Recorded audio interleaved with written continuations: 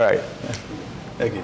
Hello, Mr. Dillon. Welcome to WLA Singapore. Thank you so much for having me. How are you doing, sir? Great. It's a great event, and I'm happy to be here. Thank you very much. And in fact, we welcome you to this event. And how's been your experience? Are you speaking here? How are you participating in this event? I was invited to speak at this event on the specific topic of cultural differences in international arbitration. I think that is a very pertinent topic in today's globalized era, and where international arbitration is gaining a lot of traction, and more corporate entities are buying into this dispute resolution process, in part for, number one, the confidentiality, and also number two, the flexibility of international arbitration. And with this globalized approach towards international arbitration, we see different arbitration councils from all parts of the world representing their respective clients.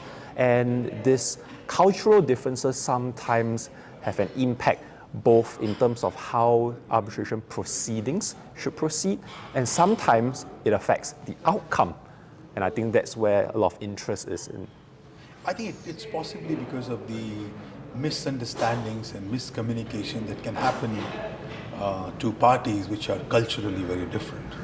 But tell me, in your capacity, there's so many cultures in the world and so many different people and languages. How does someone like you cope up with that? Do you read a lot? Do you travel a lot? Do you talk to people a lot? What qualifies someone to be culture sensitive?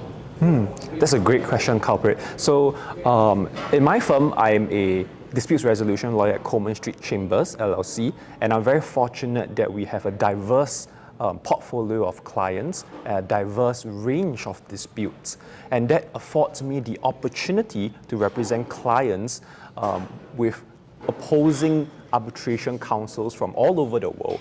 And a lot of things, to be very frank, in the legal industry comes from two learning points.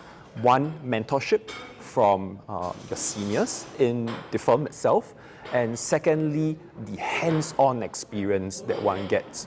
So with that, for myself, I learned through on-the-job training, and as you deal with counsels from all parts of the world, you would see the wealth of experience, traditions, and culture that they bring to the table, which may not necessarily be the same as the one that I have based in Singapore.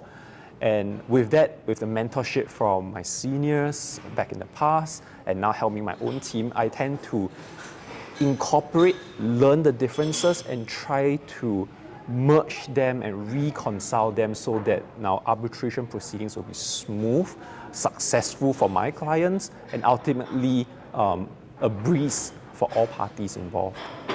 Excellent. So Singapore anyway is a country with so many people drawn from so many places. So whether you have your neighbor, or you go to a shop, or you go for a jog in the park, you immediately find someone who must be from whichever part of planet, right? So it's good to be in that sense in Singapore to address and understand this kind of a challenge. With some places, it might be a problem.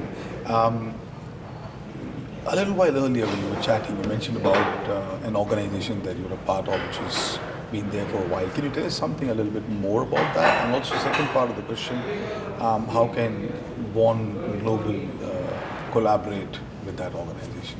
Thank you so much for raising that up, Corporate. So I wear two hats. The first hat is as a legal practitioner of a Singapore-based law firm, and outside of that, I have a second hat, which is an executive council member of the Association of Trade and Commerce of Singapore, so ATC for short.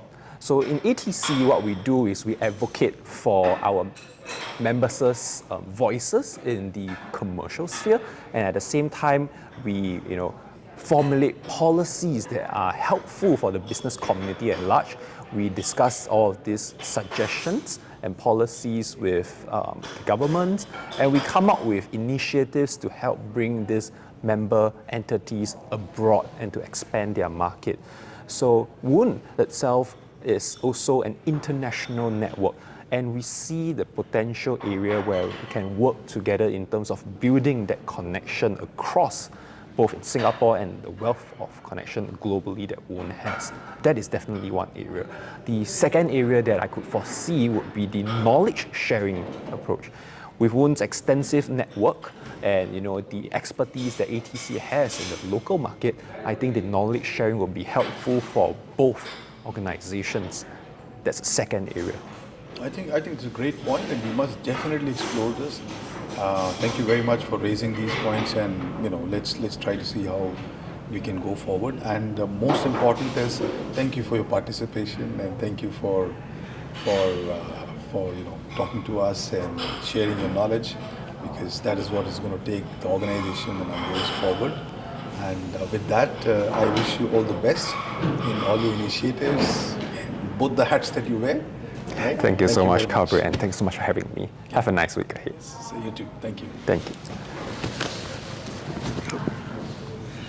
It's done. Is it my turn? Yes.